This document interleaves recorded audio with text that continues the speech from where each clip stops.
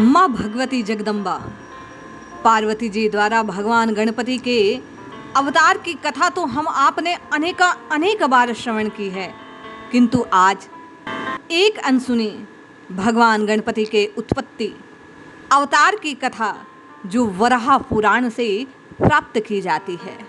इस कथा का विवरण गीता प्रेस की 30 रोचक कथाएं नामक पुस्तक में भी प्राप्त होता है। आइए भगवान शंकर की कृपा से भगवान शंकर द्वारा भगवान गणपति की उत्पत्ति की इस अद्भुत अनसुनी कथा का आनंद लेते हैं।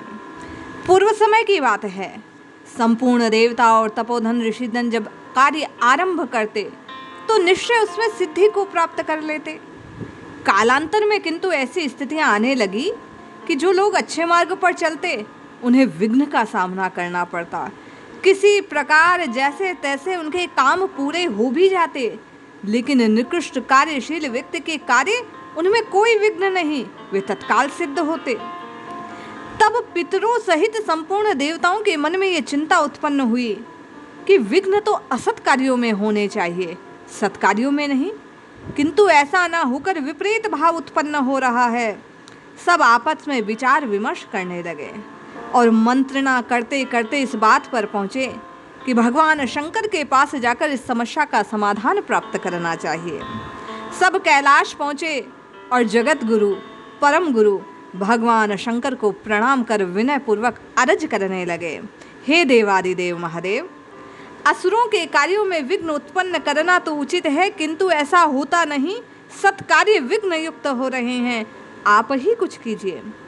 देवताओं के इस प्रकार कहने पर भगवान शंकर अत्यंत प्रसन्न हो निर्निमेष दृष्टि से माँ भगवती की ओर देखने लगते हैं। देवता सब वहीं पार्वती जी की ओर देखते हुए मन ही मन सोचने लगे, अरे इस आकाश का कोई स्वरूप क्यों नहीं है, आकाश की कोई मूर्ति क्यों नहीं। ऐसा सोचकर ज्ञान शक्ति के भंडार परम पुरुष भगवान रुद्र मन ही मन हंस पड़े।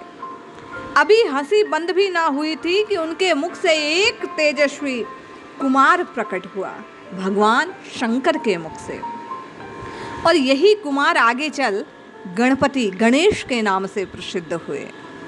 उनका मुख प्रचंड तेज से चमक रहा था, तेज दिशाओं से चमकने लगा। भगवान शिव उसमें सभी गुण अपने सन्निहित करते हैं। ऐसा जान पड़ता मानो साक्षात रुद्र का ही रूप है। महात्मा कुमार प्रकट होकर अस्मित दृष्टि अद्भुत क्रांति दीप्ति मूर्ति रूप के कारण देवताओं के मन को सहज में मोहित करने वाले हुए। बड़ा आकर्षक रूप है। और माँ भगवती उमा ने जब उस बालक को, उस कुमार को देखा, निर्मेष दृष्टि से देखती रही, ऐसा टकटकी बांधे देख रही थी कि भगवान रुद्र के मन में माँ पार्वती को उस कुमार को देखते हुए देखकर क्रोध उत्पन्न हो गया, न जाने किस पूर्व भाव से। और तत्काल भगवान रुद्र ने, भगवान शंकर ने उस कुमार को श्राप दिया कि हे कुमार, तुम्हारा मुख हाथी के मुख जैसा और पेट लंबा हो जाए, सर्प तुम्हारे यज्ञोपवीत बन जाए। और ये नितांत सत्य हो गया।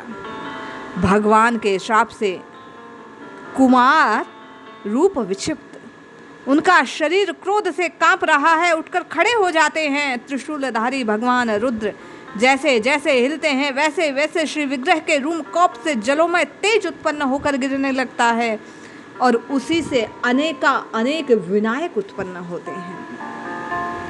मुख हाथी जैसा हो गया गणपति का, शरीर की आभा काले खेर वृक्ष और अंजन के समान हो गई। हाथों में अनेक प्रकार के अस्त्र शस्त्र भगवान गणेश ने धारण कर रखे हैं। उस समय उन विनायकों को देखकर देवताओं की चिंता अत्यधिक बढ़ गई। जैसे जैसे रोमकूपों से जल गिरे वैसे वैसे और उत्पत्ति होती जा रही है। पृथ्वी में क्षोभ उत्पन्न है। चतुर्मुख ब्रह्मा हंस पर विराजमान हो आकाश से आते हैं और कहते हैं, देवताओं तुम धन्य हो, धन्य हो, धन्य हो। तुमने त्रिलोचन और त्रिभुज रूपधारी रुद्र के दर्शन की, तुम्हारे पर कृपा है। साथ ही तुमने असुरों के कार्य में विघ्न उत्पन्न करने वाले गणेश को प्रणाम करने का सौभाग्य प्राप्त किया। उनके ऐसा कहने के पश्चात ब्रह्मा जी भगवान रुद्र से कहते हैं, हे विभो, अपने मुख से प्रकट इस बालक को आप ही विनायकों का स्वामी बना दें। ये विनायक इनके अनुगामी होकर अनुचर बनकर रहें। हे नाथ, साथ ही मेरी आपसे प्रार्थना, आपके वर के प्रभाव से आकाश को शरीरधारी बनकर पृथ्वी चारों महाभूतों में रहने का सुअवसर मिल रहा है। इससे एक ही आकाश अनेक प्रकार के व्यवस्थित हो सकता है।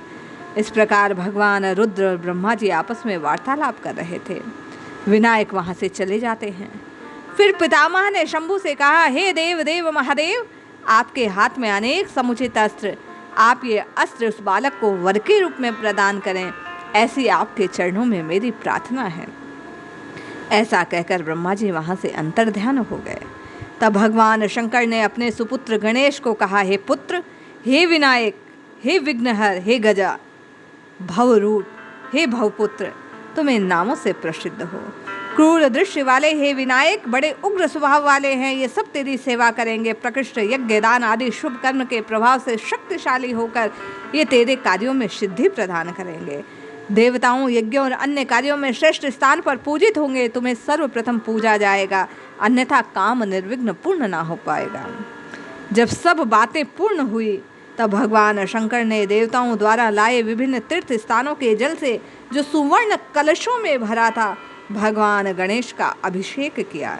जल से अभिषिक्त होकर विनायक स्वामी भगवान गणपति अत्यधिक शोभा से युक्त, ऐसा रूप माधुर्य आज गणपति का कि देखते ही हर किसी का मन मोहित हो रहा था।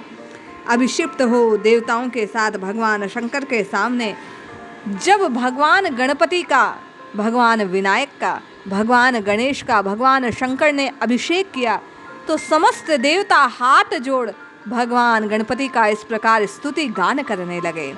हे गजानन, आपको नमस्कार है, गणनायक आपको प्रणाम है, विनायक आपको बारंबार नमस्कार है, चंड विक्रम आपका अभिवादन है, आप विघ्नों का विनाश करने वाले आपको मेरा बारंबार प्रणाम है, सर्प की करधनी से सुशोभित हे भगवान आपको मेरा अभिवादन है, आप रुद्र के मुख से उत्पन्न, आप लंबे उदर वाले सुशोभित हो रहे हैं, हे नाथ आपको बारंबार प्रणाम है, हम सभी देवता आपको प्रणाम करते हैं, आप सदा सर्वदा विघ्नों को शांत करते रहें, हे नाथ बार बार बारंबार आपके चरणों में प्रणाम है।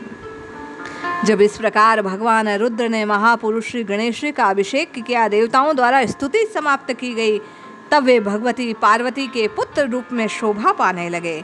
गणाध्यक्ष गणपति जन्म और अभिषेक की ये सारी क्रियाएं चतुर्थी के दिन संपन्न होने से ये तिथि सब तिथियों में श्रेष्ठ हो गई। भाग्यशाली मानव इस तिथि को तिलों का आहार कर भक्तिपूर्वक गणपति की आराधना करता है, उस पर वे अत्यंत शीघ्र प्रसन्न हो जाते हैं, इसमें कोई संशय नहीं। जो व्यक्ति इस कथा का पठन पाठन तथा श्रवण करता है, उसके विघ्न कभी आस पास फटकते नहीं, न उसके लेश मात्र पाप शेष रहते हैं। इस प्रकार भगवान गणपति के उत्पत्ति की यह अद्भुत अनसुनी कथा वराह पुराण से प्राप्त की जाती है। यही कथा बार बार श्री परम पूज्य भाई जी द्वारा अनेक गीता प्रेस की पुस्तकों में भी संपादित की गई है। जय गणेश।